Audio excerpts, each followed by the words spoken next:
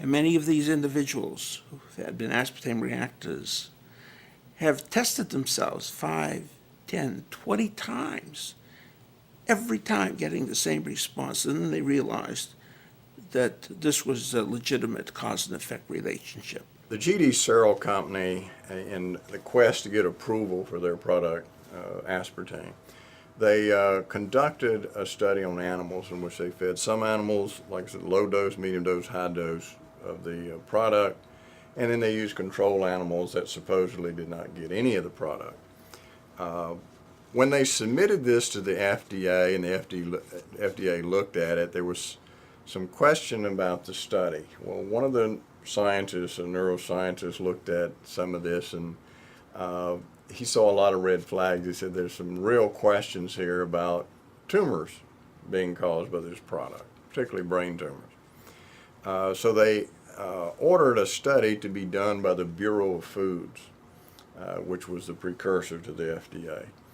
And Dr. Jerome Bressler was in charge of this group to look through the research that had been done by G.D. Searle, and that's what the Bressler reported about. And this is the report here. Basically what it shows is that either a lot of purposeful shenanigans was carried on to get this product approved, or, as he states it, it was the world's worst research. They found that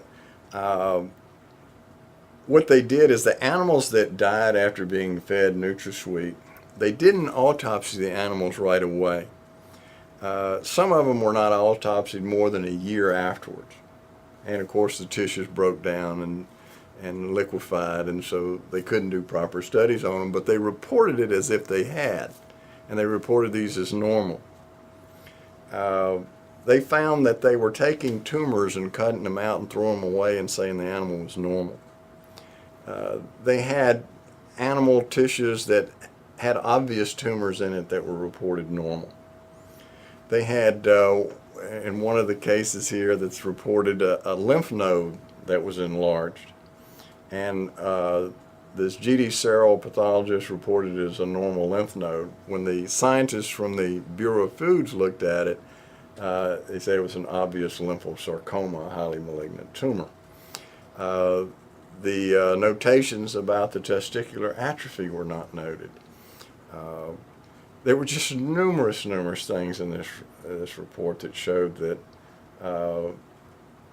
in my estimation, there was an effort to cover up what was being found so that they could get approval. The bottom line was, here is the most tested product additive in history, an additive. Now, additive is important because aspartame was approved as a GRAS, G-R-A-S, it's generally recognized as safe product. In which case, unlike drugs, if people have reactions to it, it does not have to be reported to the FDA. And what I found was really quite frightening, and that was that, yes, there were many studies in the literature which did attest to aspartame safety, but they were essentially all funded by the industry, either the NutraSweet industry or the diet soft drink industry. These were the individuals who sponsored, paid for the studies. There were independent studies, but virtually all of the independent studies, that is, studies which were not funded by the industry, virtually all of them did identify one type of problem or another with aspartame. But now, after years of retesting this, most authorities agree, there's no question, that feeding MSG to animals produces this brain damage. It's not questioned any longer, it's a fact. There's even good studies to show that if you feed the pregnant animals the MSG, their offspring has impaired brain function, and when you measure the neurochemical analysis of the brain of the animal, it's impaired all the way through the animal's youth up until adulthood, and they never quite recover from it. The central mechanism that actually produces the destruction and damage to the brain is excitotoxicity. That's pretty well agreed upon now. The frightening thing is that we're adding tons of these excitotoxins to our food. either in the form of MSG or part of the aspartame molecule, which is aspartic acid, which is an excitotoxin. Now, the amino acids are contained in food, but if you have protein, meat, fish, and so forth, there may be 4% phenylalanine in the food, but not 50%. And we simply, biologically, don't know how to react to this flooding of these enormous amounts of amino acids in the body, especially the phenylalanine, which crosses the blood-brain barrier. It's meant to protect against, biologically, against poisons and so forth. It's also what's called a dipeptide. That is, it is two amino acids stuck together. One of those amino acids is something called phenylalanine. Phenylalanine is the building block for another important neurotransmitter called norepinephrine.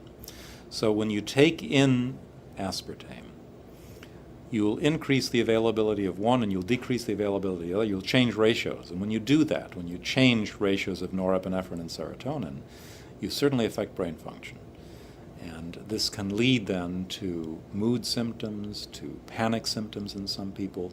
It'll affect seizure threshold, which is why I think I saw the seizure in this initial patient back in 1985, and why I saw a lot of seizure activity in people who were taking in a great deal of aspartame.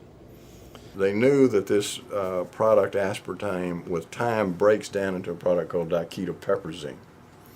Diketopiperazine chemically is closely related to a carcinogenic compound that causes cancer in a lot of animals if they're exposed to it, and humans. So they asked the GD Searle company to do a separate study with the diketopiperazine. Well, when they looked at this study, they found some shenanigans as well. And one of the things is when you mix up the diketopiperazine with the animal's food, you have to homogenize it so that it's evenly distributed and the animal can't see it and avoid it. Well, I've seen pictures of the feed, and they left it in big clumps so the rats were eating around it, not actually eating the diketopiperazine. There was also evidence that they were giving the diketopiperazine to the control animals. And of course this came out because in the original study they found a 47-fold increase in brain tumors. In the diketopiperazine repeat study, they said, oh, well look, the control animals and the aspartame-fed animals have the same incidence of brain tumors. Well, when the neuropathologist looked at it, said, well, that's kind of strange because now your control animals have a very high incidence of brain tumors that's not naturally found in these mice. And then when they looked at the feed, they found out there were some mix-ups of the feed so that the diketopiperazine was being fed to the control animals. These are the sort of things that's in the Bressler report that the makers of NutraSweet would not like the public to know about because it's very frightening. You know, when the pathologist, Dr. Adrian Gross, looked at the material as well, very well-regarded pathologist, and he looked at it and he was absolutely shocked. He said it's just an enormous increase in tumors, particularly the brain tumors. And of course that's exactly what we're seeing now is this tremendous increase in brain tumors in this country, which is completely unexplained by the neurological profession. When the body metabolizes, when it breaks down aspartame, you wind up with a small amount of methanol, which is wood alcohol. That in turn is broken down into formaldehyde, which the body cannot get rid of, the body stores. Now, the industry has made a big deal about supposedly the fact, it's not really a fact, but what they claim is that when you take in fruit, you take in more methanol. They don't add the fact that in nature, the methanol in fruit is bound to something called pectin. Humans lack the enzyme to split the methanol off from pectin, so it goes through the body without doing any damage whatsoever. The body doesn't get exposed to the methanol because it's bound to pectin. So even though there's more of it, it's totally harmless in fruit. But with aspartame, you have the pure, unadulterated, free methanol and then formaldehyde. It's a small amount, but the body can't get rid of it. It's a cumulative phenomenon. So we have a very, very toxic